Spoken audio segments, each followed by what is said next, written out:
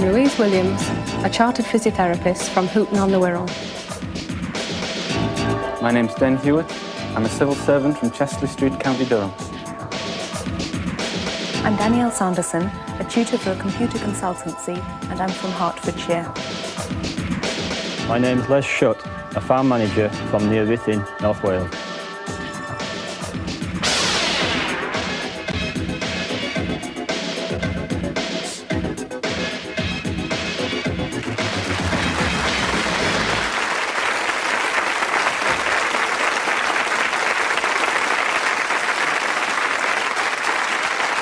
Good evening, welcome to the Krypton Factor and the second heat in Group A. Last week you remember that Mike Berry got the series off to a flying start with a splendid victory after a dramatic tie-break with Bob Smith.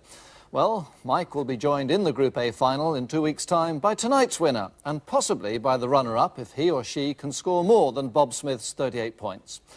And for that added bit of incentive, the group final is only one step away from that trip to California to try and land the American space shuttle in the world's most sophisticated simulator. So let me now wish tonight's contestants, Louise Williams, Dan Hewitt, Danielle Sanderson and Les Shutt, the very best of luck for the 6 tough rounds that lie ahead. Would you put your headphones on now, please, contestants, for maximum concentration? And here we go now into round 1, mental agility.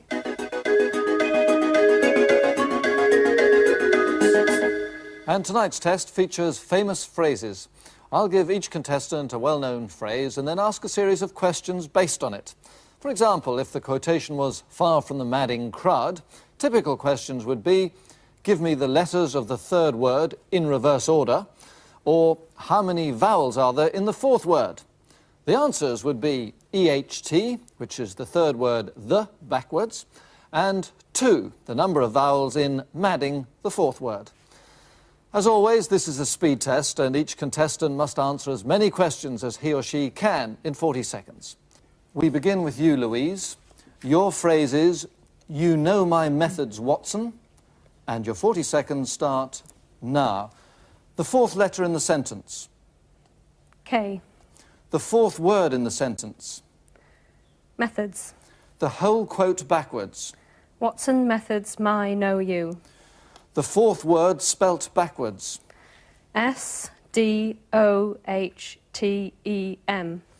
The middle word. My. How many letters in the last word? 6. The last letters of each word. U, W, Y, S, N. The middle letter of the fourth word. H. How many... Right. Time's up, and in 40 seconds, Louise, a great start. You got 8 right. Well done. And now we move on to Den. Your phrase, Den, is the roast beef of England, and your 40 seconds start now. The last letter in the sentence. D. The fourth word in the sentence. Of. The whole quote backwards. England of beef roaster. The middle word. Beef. The last word spelt backwards. D-N-A-L-G-N-E. The last letter of each word. E-T-F-F-D. How many letters in the second word? 5. The middle letter of the last word. G. Wrong. How many consonants in the...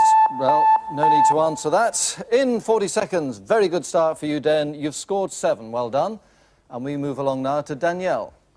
Your phrase is only in the mating season, and your 40 seconds start now. The fourth word in the sentence. Mating. The whole quote backwards. Season mating, the in only. The third letter in the sentence. L. The last word spelt backwards. N-O-S-A-E-S. Middle word in the sentence. The. How many letters in the fourth word? 6. The last letter of each word. Y-N-E-G-N. The fourth letter of the fourth word. I. How many vowels in the last word? 3. How many consonants in the fourth word? 4. How many letters in the third and fourth words together? No need to answer that. You have a magnificent start there. In 40 seconds, you've scored an incredible 10. Finally, it's Les, and your phrase is on the bridge at midnight, and your 40 seconds start now. The second letter in the sentence? N. The third word in the sentence? At. Wrong. The whole quote backwards? Midnight at bridge the on. What's the middle word? Bridge. The last word spelt backwards? Thgindim. How many letters in the third word? 6. The fourth letter of the fifth word? N. The last letter of each word? N, E, E, T, T. How many consonants in the last word? 6. Just missed it there. 6 was right, but just after the buzzer sounded. But still, in 40 seconds, you've got 7. Well done, Les. That's such a tough round to start off with, where the nerves are still jangling, and there was some tremendous scoring there. And with the usual 10 points, 6, 4 and 2 for first, second, third and fourth, let's look at the scoreboard to see how it worked out.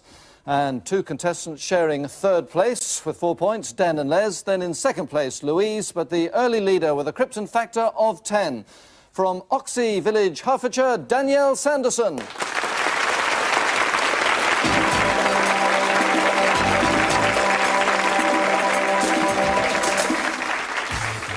The RAF's Hawk training and light strike aircraft. It has a maximum speed of 550 knots and lands at 130 knots. And achieving a nighttime landing is the task we've set our contestants using the Hawk simulator at Lancing, Sussex. The instructor and assessor of these landing attempts is Flight Lieutenant Barry Wright of 63 Squadron. Remember, we want to keep those yellow needles as close to the center as we can, okay? In front of you, we also got the joystick or the control column, and remember, push forward. The Wirral's Louise Williams is the first to attempt the approach into Hong Kong Airport. To make sure that her wings are level and that her descent is at the right angle, she'll keep a close eye on this instrument. The horizontal floating bar, bottom right, tells her she's too high, so by pushing the joystick forward, she'll correct the error and the bar will return to the center. Looking tense as she reaches the critical point. But so far so good, a nice approach, the runway straight ahead as she relives the moment in the studio there.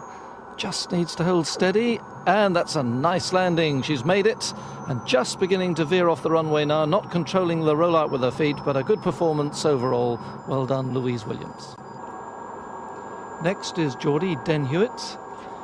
His early approach has been good, but he's just a bit high as he reaches the start of the runway.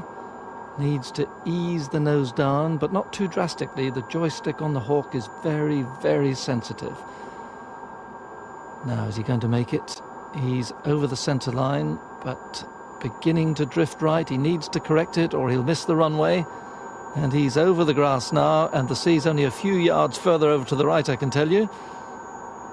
But he's down safely, though I think heading for the terminal building. But he got down, and that's the main thing. Well done, Dan.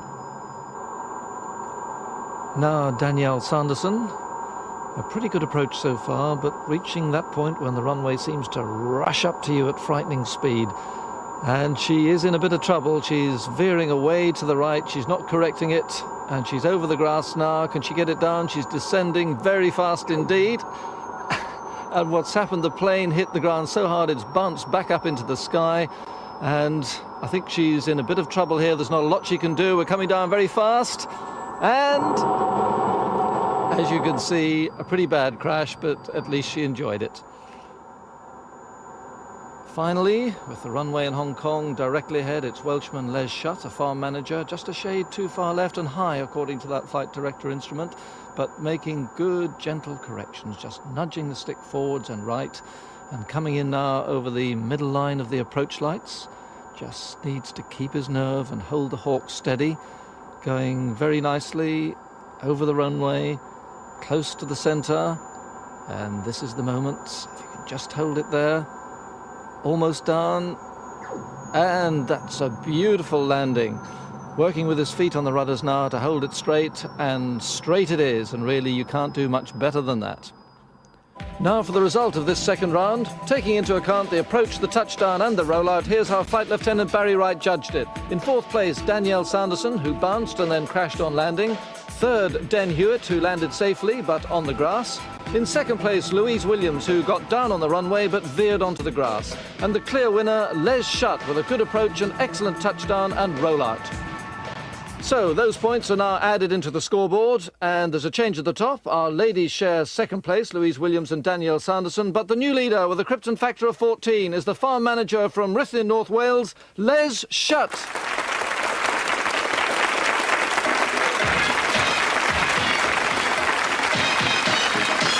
So, a very even contest as we go into round 3, our new observation test. Remember that in this year's series, you see just the one take of a sketch.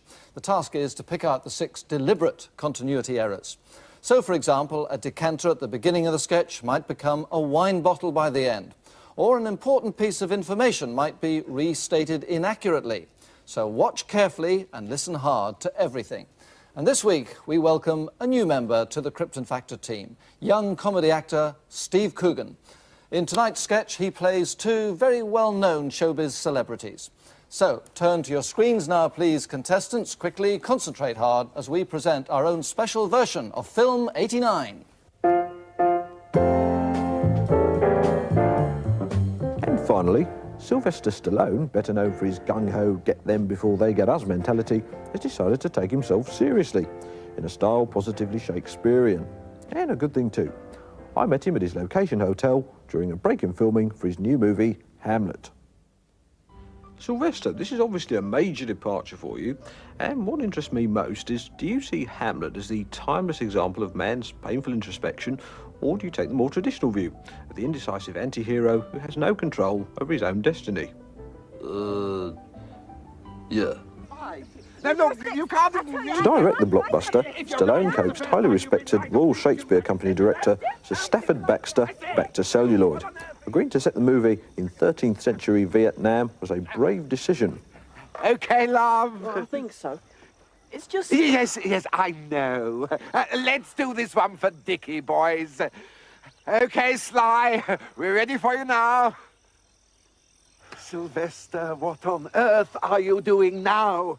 A gun belt in the 13th century? Dexter, I always wear my gun belt. This can't go on.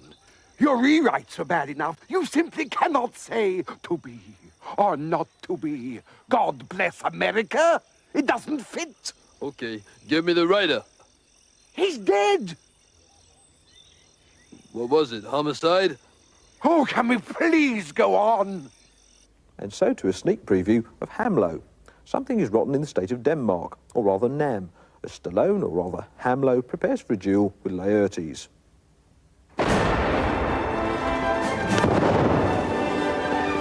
Hold! I have a voice and a precedent of peace to keep my name on board. But till that time, I do receive your offered love. Like love. Like what? Like love. Ugh, no way. God bless America. And I'm sure you'll agree, they don't come much more rotten than that. Next week, we'll be looking at Julie Andrews in Zombie Death 2. But for now, good night. That's the lot, contestants. Will you turn to the front now, please, and start writing down what you think the 6 deliberate continuity errors were. And as that will take them a few moments, let me firstly thank Barry and Sly, or rather Steve Coogan, and secondly, let you into the secret of what those deliberate mistakes were. Here come all 6. Number 1 was Stallone's cigar, which changed to a much smaller cigarette. Then a name change. The director was called Baxter by everyone except Stallone. Dexter, I always wear my gun belt. And the director's spectacles, which disappeared during the sketch, were continuity error number 3. Next, the name of the movie. I met him at his location hotel during a break in filming for his new movie, Hamlet. But later it was no longer Hamlet. And so to a sneak preview of Hamlo. Number 5 was a date error. A gun belt in the 13th century. But the caption showed a date in the 14th century. And the Film 89 logo in the set was the final error. It had disappeared by the end of the sketch. Well, how many did you get? Better than our contestants, I wonder? Well, you can find out now as I tell them how they scored. Louise, you got 3 right, and Danielle, you also got 3, so the two of you share third place. Den, you spotted 4 of the errors, and Les, you also got 4, so you two are joint winners of the round. And very quickly, we shall enter those points into the scoreboard to see if that affects the situation very much. And there you are. Den has jumped from 4th to 2nd place, but stretching his lead to 6 points, with a Krypton Factor now of 24. It's Ruthin's Les Shutt.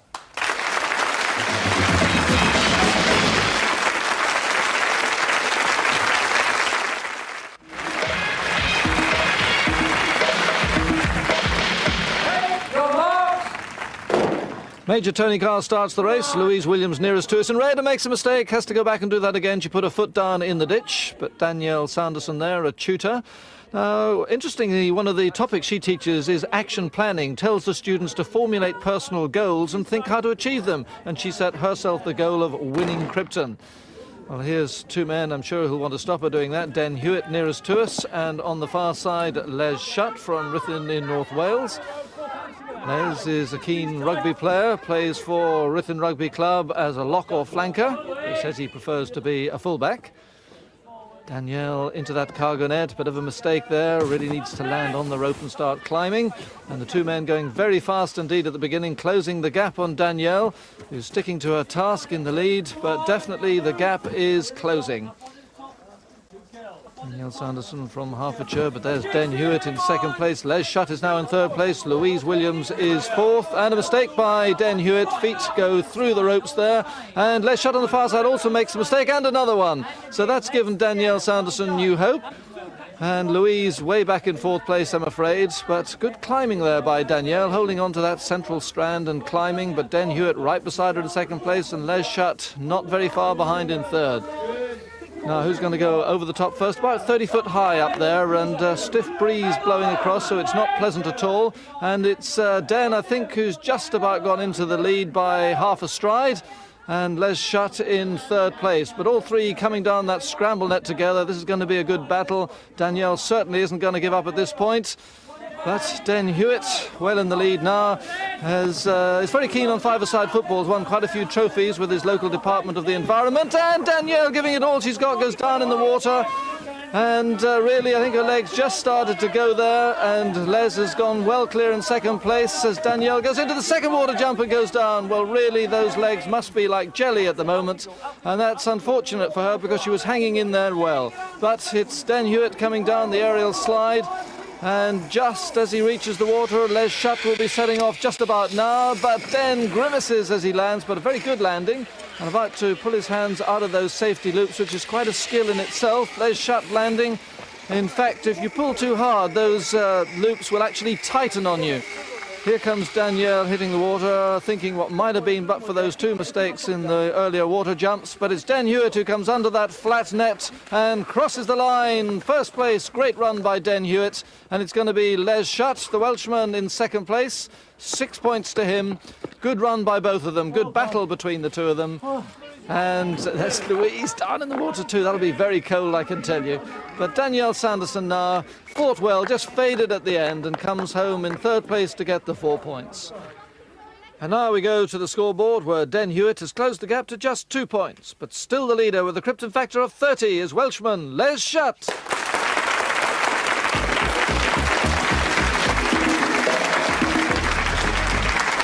On into the vital 5th round, which so often has brought about dramatic changes. This is the intelligence puzzle and a real test of nerve and logic. In front of each contestant is a series of pentominoes displaying different coloured lines. The task is to piece all those pentominoes together so that adjoining coloured lines match, thus completing the famous map of the London Underground. Right, are you all ready, contestants? The test starts now. And right at the start, I should remind you that none of our contestants are from London and therefore aren't regular users of the Underground, so no advantages there. But being a logic problem, you must think of the logical steps. Clearly, you want to seek out the pentominoes which show the ends of the various Underground lines, and you should build progressively from the bottom upwards. That's important. Now, all the contestants spotted quickly that the black northern line finished right at the bottom, so that's a starting point. This is Danielle, who was in third place going into the round, doing well. And so is Louise, who was overall in last place, desperately wanting maximum points here, but Les Schutt's in trouble. That's exactly what happens when you don't build progressively from the bottom up. Dan Hewitt struggling a bit, and that's a very precarious move he's undertaking now. And so too is Danielle. That's very risky. And it all falls down. You just can't pull a piece out from the bottom like that. But this is looking good. Louise Williams, she's built steadily and logically. It's that one piece to go at the top, and that's it. Louise Williams from Hooton on the Wirral wins the 10 points. Very well done. That's an excellent performance. Now it looks as if Les Schutt has recovered from that unfortunate collapse. Just one piece to fit. There it is. And strangely enough at the bottom rather than the top, but he's recovered to get second place, and that's 6 valuable points. And it's Danielle who I think is going to take third place. In goes that last section, and 4 points to Danielle Sanderson. Well, congratulations to Louise, and it happens so often in this round. The person going into it in fourth place wins and gets very much back into the running. And if we check the scoreboard, you'll see there that Louise has jumped up into third place and only 2 points behind second. But the leader with a Krypton Factor now of 36 is still the man from North Wales, Les Schutt.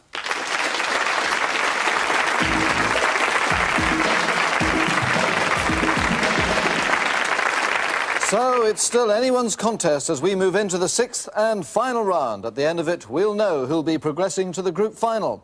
The winner certainly goes through, but tonight's runner-up will have to score at least 38 points to have a chance too. 100 seconds of rapid-fire general knowledge questions coming up. 2 points for the right answer, 2 points deducted for the wrong one. Thumbs on the buzzers, contestants. The clock starts now. Chemically, Ag is the symbol for which, Danielle? Silver. Correct. What is stamped on gold, silver and platinum articles to show quality and date? Den? Hallmarks. Correct. In 1867, which marquis gave his name to the rules that controlled boxing? Den? Queensberry. Correct. Who was proclaimed Queen when Edward VI died in 1553 but reigned for just 9 days? Danielle? Jane. Pardon? Jane. I need the full. Jane Seymour. No, Lady Jane Grey. Which popular grey horse won the 1989 Cheltenham Gold Cup? Answer too late, Desert Orchid. Which country owned the Orkney and Shetland Islands until the 15th century? Answer is Norway. Norway pout, topknot, Dolly Varden and Xander are all what sort of creature?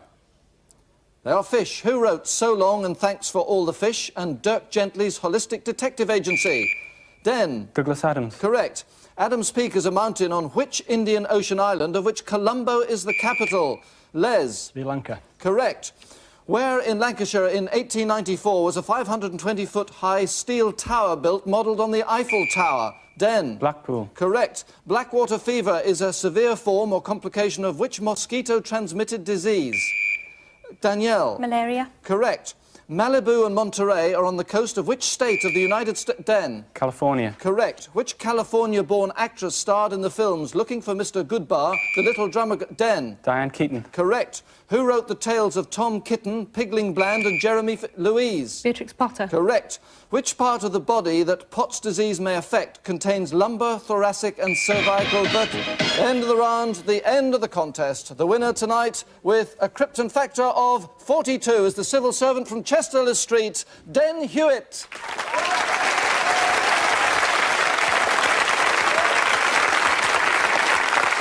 Well, a tremendous late run there by Den, and congratulations to him on a splendid victory. We look forward to seeing him again in the Group A final. Until then, from all the contestants here and from me, good night.